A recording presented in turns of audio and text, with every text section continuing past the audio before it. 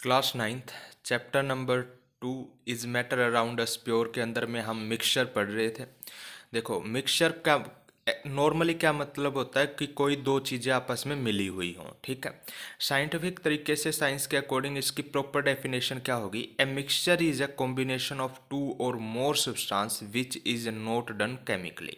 मतलब क्या, दो या दो से अधिक सब्सटेंस को जब बगैर केमिकल रिएक्शंस के मिलाया जाता है तो उनको हम क्या बुलाते हैं? मिक्सचर बुलाते हैं, ठीक है।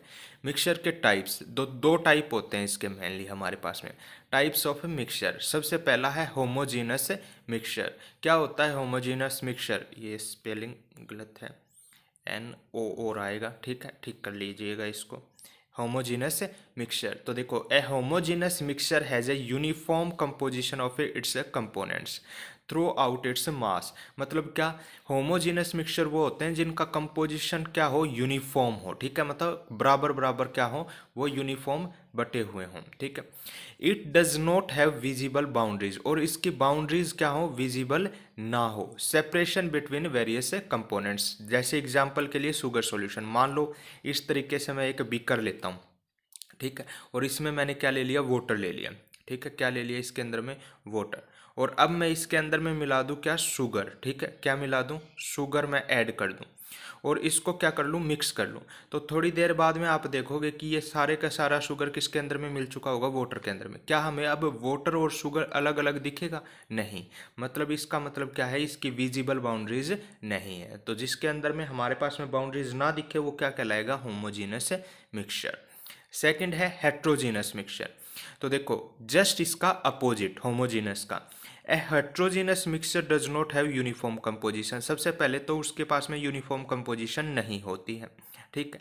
इट हैज़ विजिबल बाउंड्रीज, और इसकी बाउंड्रीज क्या होंगी? इस मिक्सचर की बाउंड्रीज विजिबल होंगी। एग्जाम्पल के तौर पर सैंड एंड वाटर मिक्सचर। जैसे मान लो ये बीकर है, इसके अंदर में क्या था? पानी था अपने पास में, ठीक है, वाटर है। अब मैं क्या मिला दूं इसके अंदर में? सैंड मिला दूं, मिट्टी मिला दूं इस तरीके से, ठीक है। तो जब भी अगर हम पानी के अंदर में क्या मिलाएंगे? वाटर के अंदर में अगर मिट्टी मिलाएंगे, ठीक है, तो क्या वो मिलेगी इसके अंदर में? घुल पाएगा? नहीं। मतलब क्या, हमें जब आप उसके अंदर में पानी के अंदर में ग्लास के अंदर में मिला दोगे, ठीक है, मिट्टी को, तो थोड़ी देर बाद में देखोगे कि वो जो मिट्टी है वो बिल्कुल नीचे जम जाएगी और बाहर से आपको वो दिखेगी, ठीक है। मतलब बाउंड्रीज क्या है? उसकी विजिबल है। तो ये मिक्सचर क्या हो गया मेरे पास में? होमोजीनस मिक्सचर, ठीक है। अब अपने पास में एक वर्ड आता है सॉल्यूशन। देखो किसी चीज़ को जब हम मिक्स करते हैं, ठीक है, जैसे हमने इसके अंदर में मिक्स किया था, वाटर और शुगर लिया था, तो जब हमने वाटर और शुगर को दोनों को मिला दिया तब ये क्या कहलाए मेरे पास में? सॉल्यूशन, ठीक है, इन दोनों को मिलाने पे, ठीक है। तो सॉल्यूशन क्या हो गया? A solution is a homogeneous mixture of two और मोर सब्सटेंस, ठीक है। मतलब होमोजेनस मिक्सचर होगा सॉल्यूशन दो या दो से अधिक सब्सटेंस के लिए। एग्जाम्पल के तौर पर ये अपने पास में किस कौन से वाला था? ये होमोजेनस मिक्सचर का एग्जाम्पल, वाटर और शुगर का। अब सॉल्यूशन के अंदर में भी दो कंपोनेंट होते हैं, एक सॉल्वेंट और दूसरा कौन सा? सॉल्यूट, ठीक है।